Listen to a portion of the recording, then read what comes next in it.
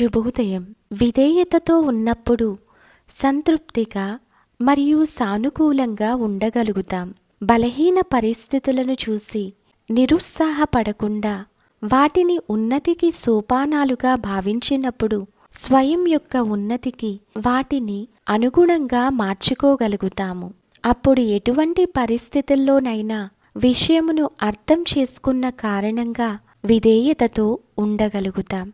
మనం మాట్లాడే విధానం అనేది మన వ్యక్తిత్వంలోని ఒక భాగం. దృష్టి మరియు సౌందర్యం అనేవి ఇతరులను ఆకర్షిస్తాయి. వాచ మరియు మంచి సంభాషణ అనేవి ఇతరుల హృదయాలను గెలుస్తాయి. మన స్నేహితుడు ఎప్పుడూ ఆదర్శవంతమైన వారిగా ఉండాలి అని ఆశించకూడదు.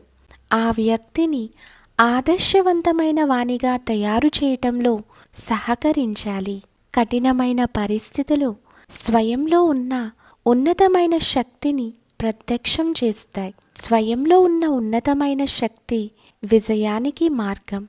తక్కువ మాట్లాడండి, నెమ్మదిగా మాట్లాడండి, మధురంగా మాట్లాడండి, జాగ్రత్తగా ఉండండి, సురక్షితంగా ఉండండి. ఓం శాంతి.